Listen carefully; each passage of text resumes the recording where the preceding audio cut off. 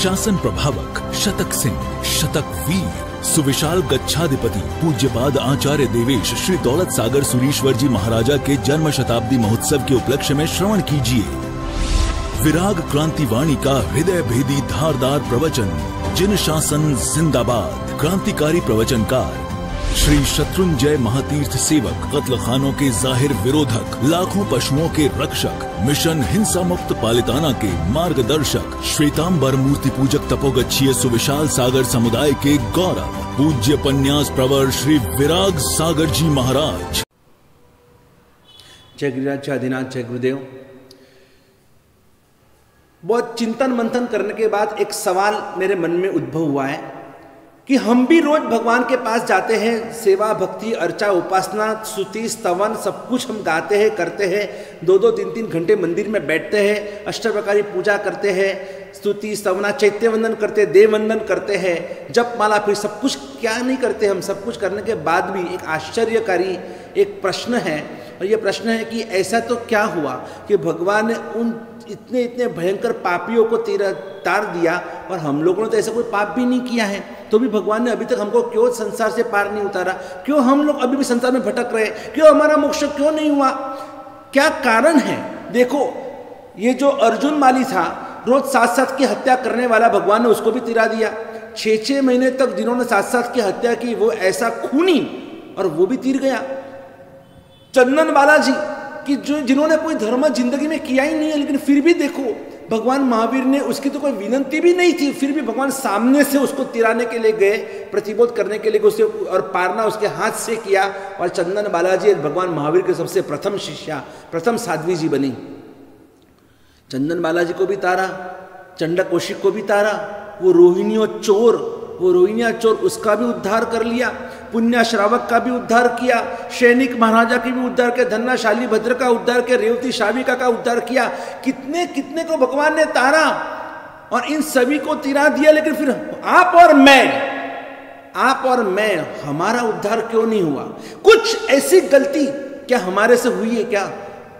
हमने तो कभी ऐसा कुछ किसी का खून तो किया नहीं है। We are not a murderer. हमने किसी की हत्या नहीं की है, ना ही हमने कभी कोई चोरी डकैती लूटफाट हमने की है। हम कोई रोहिणिया चोर जैसे चोर है नहीं, अर्जुन माली जैसे हम खूनी नहीं है, ना तो हम सैनिक महाराजा जैसे हम शिकारी हैं। हमने शिकार भी नहीं किया, हमने जुआ भी नहीं खेला, हमने चोरी भी नहीं की, हमने लूटफाट भी नहीं की, हमने किसी का खून भी नहीं किया। हमने कोई ऐसे जो बड़े बड़े पाप कहलाते ऐसा कोई पाप हमने किया नहीं है। हमने भगवान को गालियां नहीं दी उस इंद्रभूति की तरह। वो गौतम इंद्रभूति तो भगवान को पाखंडी है, ये माया जाली है, इंद्र जालिया है, क्या क्या उन्होंने बका था। बाद में वो प्रतिबोधित हुए और गुरु गौतम स्वामी बने, विनय के भंडार बने, लेकिन एक बार तो उन्होंने भगवान का अपमान किया था। हमने तो कभी ऐसा कुछ किया नहीं है, तो भी देखो भगवान ने उनको प्रथम शिष्य बनाया। और हमारे साथ में क्या ये अन्याय नहीं है क्या? ये हमारे साथ में अन्याय नहीं है? भगवान ने ऐसा भेदभाव क्यों किया? कभी हमारे मन में ऐसा सवाल आ सकता है। जो भक्त होता है ना, सच्चा भक्त, वो भगवान के साथ में लड़ता भी है, झगड़ता भी है भगवान के साथ में। वो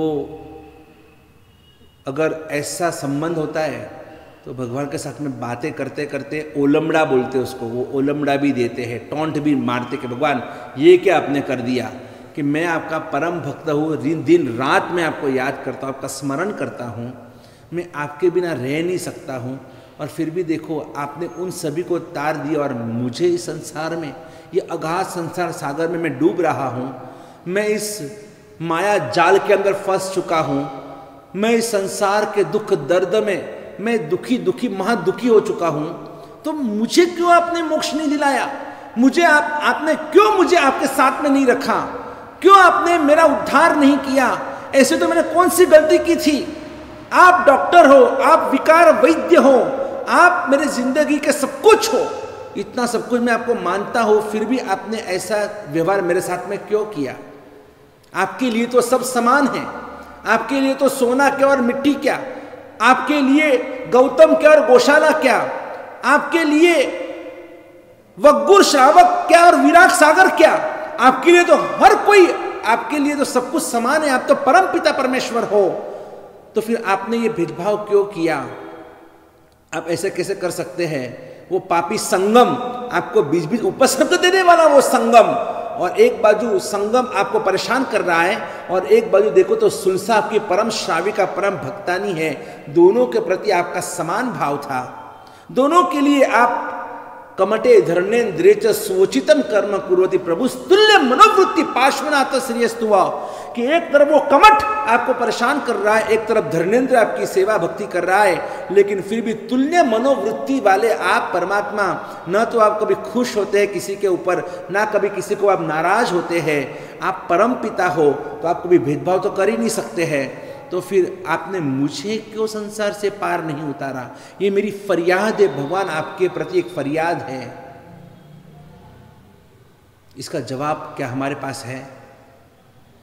फरियाद तो सही है कि भगवान ऐसे कैसे कर सकते हैं, तो फिर ऐसा क्यों हुआ? बहुत सोचने के बाद एक चिंतन मैंने मेरे गुरुदेव से सुना था। गुरुदेव कहते थे कि कहीं ना कहीं इसमें भगवान की कोई गलती नहीं है, गलती तो हमारी थी।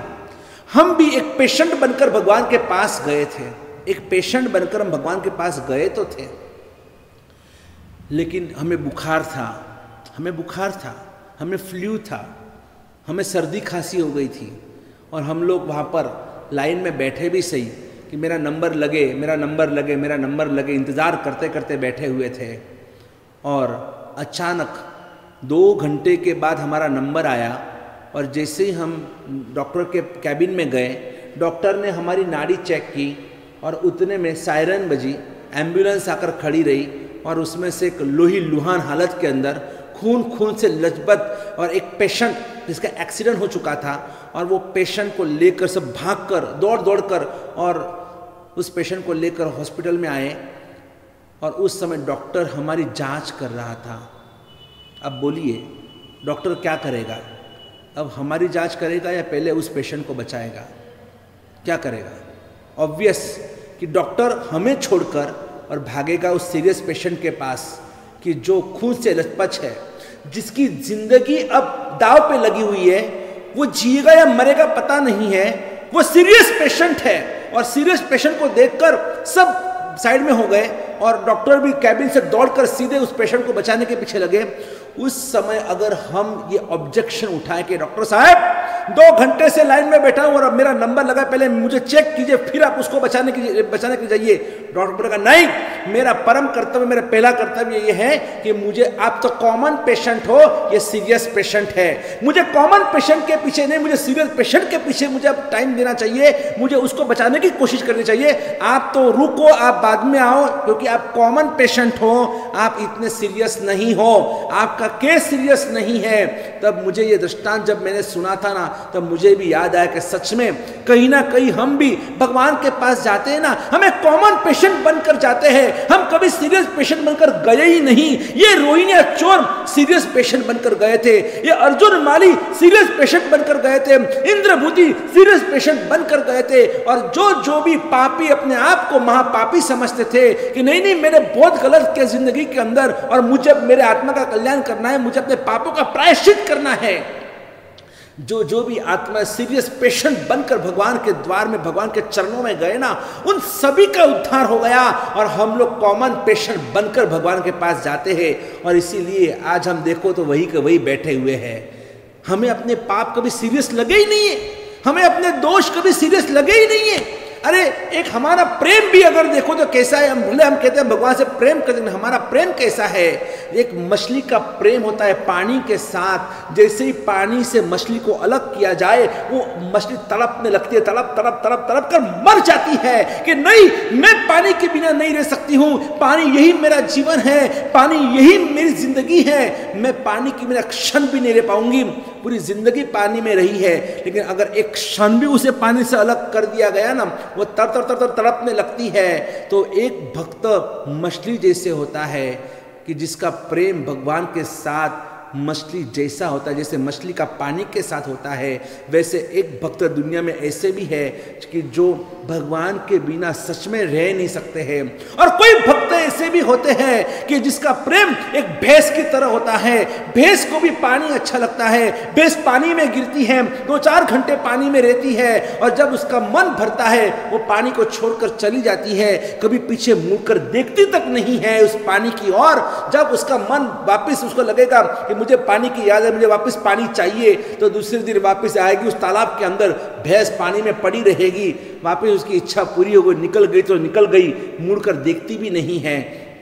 भैंस को भी पानी अच्छा लगता है, मछली को भी पानी अच्छा लगता है, लेकिन मछली और भैंस में फर्क इतना है कि मछली पानी के बिना तड़पने लगती है, वो पानी के बिना रह नहीं सकती है। और भैंस जो पानी से प्रेम करती है, उसका प्रेम स्वार्थी प्रेम है। उसका तो जब स्वार्थ भर जाता है, स्वार्थ पूरा हो जाता है, वो पानी को छोड़कर निकल जाती है। वापस उसको जब इच्छा होगी तो ही वो आएगी, नहीं तो नहीं भी आएगी। लेकिन मछली तो एक क्षण भी नहीं रह सकती है। वैसे 2 प्रकार के भक्त इस दुनिया में है। अपने आप से पूछो कि मेरा भगवान से लगाओ, मेरा मेरे गुरुदेव से लगाओ, मेरा मेरे जिन शासन से लगाओ, मेरा लगाओ मेरे धर्म से कैसा है, मछली जैसा है या भैंस जैसा है।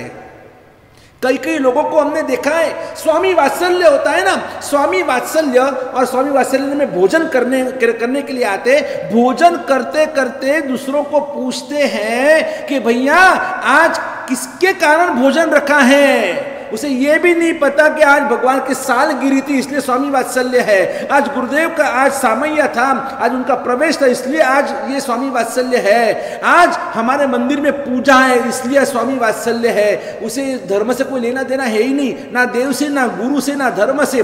उसे सिर्फ खाने से लेना देना है, उसे सिर्फ प्रभावना से लेना देना है, उसे सिर्फ अपने नामना से लेना देना, उसका अपनी वाहवाह से लेना देना है, उसे अपने नाम और कीर्ति से लेना देना है। बाकी उसे किसी देव गुरु धर्म से कोई लेना देना होता ही नहीं है। यही तो हालत आज हम सबकी हो चुकी है कि ऐसे 3 लोग के नाथ मिलने के बाद भी हम लोग आई एम समथिंग बनकर, नहीं हमारा जितना स्वार्थ है तब तक ही हमें भगवान अच्छे लगते। यहाँ तक कि भगवान के मंदिर में जाने के बाद मराठी में वो बहुत सुंदर 2 पंक्तियां है कि देवळात जाऊन सुद्धा माणसं दुकानात गेल्यासारख्या वागतात, देवळात जाऊन सुद्धा माणसं दुकानात गेल्यासारख्या वागतात आणि 4-8 आणे टाकून आणि 100 रुपये मागतात। भगवान के मंदिर में 4-8 आने डाल देते और 100 रुपये यानी कि 100 रुपये मांगते हैं। ये हमारी भक्ति है। हम नाकोड़ा भैरू जी को सीपल का तोरण चढ़ाएंगे, मानी भद्रवीर को सीपल का तोरण चढ़ाएंगे। हे मानी भद्र जी, हे नाकोड़ा भैरू जी, हे पद्मावती जी, मेरा इतना सौदा पक्का करके देना, ये मेरा 5 लाख का सौदा अगर हो जाएगा ना, मैं तुझे 21 सीपल का तोरण चढ़ाऊंगा। 21 सीपल का तोरण। अब 1 सीपल की कीमत कितनी है? 1 सीपल की कीमत कितनी? 15 रुपए, 20 रुपए, 30 रुपए, गिनो अब कितने। और अगर 21 श्रीफल का तोरण समझो 30 रुपए का भी अच्छा बड़ा नारियल अगर हम पकड़ते हैं ना, तो भी 21 श्रीफल बोले तो कितने रुपए हुए? 630 रुपए हुए। यानी वो सब मानी भद्र जी, चक्केश्वरी, पद्मावती, वो नाकोड़ा भैरू जी, वो घंटा कर्ण वीर जी, क्या आपको पागल लगते हैं क्या कि ये लोग आप उनको उनके सौदा करते हैं कि आप हमारा 5 लाख का सौदा करके दो, हम आपको 21 सीपल का तोरण चढ़ाएंगे, हम 11 सीपल का तोरण चढ़ाएंगे। यानी आपको चाहिए 5 लाख रुपए और आप उनको 630 का सीपल उनको बदलाते हैं उनके द्वार पर। ये कौन सा आपका सौदा है? ये कौन सा हमारा व्यवहार है? नहीं, कहीं ना कहीं हम लोग कुछ बहुत बड़ी गलती कर रहे हैं। आप सोचो, ये जो भी कुछ हमें मिला है सब कुछ तो भगवान ने दिया हुआ है। ये शरीर भी भगवान का है, ये परिवार भी भगवान का है, ये जो भी धन दौलत रूप सब कुछ जो हमें मिला है ना, ये सब हमको भगवान की कृपा से मिला है। ये सब कुछ हमको भगवान ने दिया है। और तेरा तुझको अर्पण, उसमें भी हम लोग कितना तो कैलकुलेशन करते हैं। भगवान का पक्षाल पूजा, अगर भगवान की अगर पुष्प पूजा करनी है, केसर पूजा करनी है, धूप दीप पूजा करनी है, उसके चढ़ावे में भी हम कैलकुलेशन रखते हैं कि ये कौन सा चढ़ावा सस्ते में अगर मिल जाए तो कितना अच्छा होगा। यानी जिस परमात्मा की कृपा से हमको लक्ष्मी मिली है और उसी परमात्मा की भक्ति के लिए भी हम वहाँ पर कैलकुलेशन कर कर चढ़ावा लेते हैं। हम हर जगह पर कैलकुलेशन करते हैं। नहीं, ये कहीं ना कहीं हमारी बहुत बड़ी समर्पण भावना में कमी है। वो देखो, वो अनुपमा देवी, वो ललिता देवी आज इतिहास के पन्नों पर अमर हो गए कि भगवान आदिनाथ के चरणों में जब गए थे और वो शत्रुंजय गिरिराज के परमात्मा आदिनाथ, जिन्होंने ये वस्तुपाल, तेजपाल और अनुपमा और ललिता देवी, ये जो भाई भाई की और ये देरानी जेठानी की जो जोड़ी थी ना, इन्होंने अपने जीवन के अंदर 1 नहीं, 2 नहीं, 3 नहीं, 4 नहीं, 5 नहीं, 10 नहीं, 12.5 संघ, छरी पालित संघ निकाले। शत्रुंजय गिरिराज के पालितना के 12.5 संघ निकाले। 12.5 इसलिए कि 13वां संघ चल रहा था, 12 पूरा हुआ, 12 संघ पूरे हुए और 13वां संघ चल रहा था और बीच में ही वो काल धर्म हो गए, इसलिए 12.5 संघ कहते हैं। लेकिन एक बार की घटना है कि आदिनाथ भगवान के सामने वो अनुपमा देवी और आदिनाथ परमात्मा को नजरों से और टगर टगर देख रही है और उतने में उसके मन में विचार आया कि मेरे पति ने मुझे खुश होकर और मुझे आज कम से कम नहीं करते हुए आज 36 लाख सोना मोर से बने हुए गहने मुझे अर्पण किए, अपना प्रेम जताने के लिए 36 लाख सोना मोर के गहने, और मेरे परमात्मा के ऊपर एक भी गहना नहीं है, मेरे भगवान के शरीर के ऊपर एक भी गहना नहीं। और उसी समय अनुपमा देवी ने और वो 36 लाख सोना मोर के दर्द सभी गहने उतारकर परमात्मा आदिनाथ को अर्पण कर दिया। नहीं भगवान, इसके ऊपर मेरा कोई अधिकार नहीं है, ये आपका सब कुछ आपने दिया हुआ है, ये आपको मैं अर्पण समर्पण कर रही हूँ। और ये देखकर और उसकी जो जेठानी थी, वो जो ललिता देवी, वो सोचती है कि नहीं, अगर मेरी देरानी, अगर मेरी देवरानी अगर अपने 36 लाख के सोना मोर के दागिने भगवान को अर्पण कर सकती है ना, तो देरानी जेठानी बनो तो अनुपमा और ललिता देवी जैसी बनो। ईर्ष्या करो तो अच्छी ईर्ष्या करो कि मेरी देरानी अगर इतना कुछ भगवान को अर्पण कर सकती है, मैं क्यों बाकी रह जाऊं। और उस समय वो ललिता देवी ने भी अपने शरीर के ऊपर रहे हुए सभी वो लाखों रुपए के दागिने भगवान को अर्पण कर दिए। उनकी एक दासी थी, शोभना दासी, और उस शोभना ने भी सोचा कि मेरी सेठानी जिस भगवान की इतनी सेवा भक्ति पूजा करते और इतना सब कुछ अर्पण कर दिया, तो वो मुझे भी वही करना चाहिए। मुझे जो उन्होंने बख्शिश में खुश होकर 1.25 लाख रुपए का ये दागिना दिया है, ये नेकलेस हार दिया है, बस मेरे पास यही एक है, और वो भी मैं, अगर वो इतना अर्पण कर सकती है तो मैं क्यों नहीं। और एक दासी ने, एक सेविका ने, एक नौकरानी ने, उसने भी अपने गले से 1.25 लाख का वो हार निकालकर दादा आदिनाथ को अर्पण कर दिया।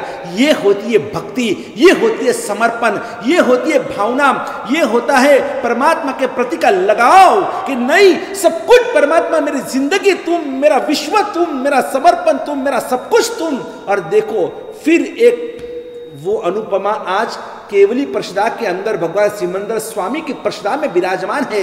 ऐसी देवगुरु की भक्ति ने उन्होंने कहां से कहां पहुंचा दिया, बस हम भी वही पहुंच सकते हैं। इसके लिए जरूरी है हमारा समर्पण, संपूर्ण समर्पण परमात्मा के प्रति, देवगुरु धर्म के प्रति, हमारे राष्ट्र के प्रति, हमारी संस्कृति के प्रति और हमारे इस पूरे विश्व के सभी जीवों के प्रति हमारा समर्पण हमेशा ऐसे झलकता रहे। इसी भावना के साथ जय गिरिराज, जय आदिनाथ, जय गुरुदेव।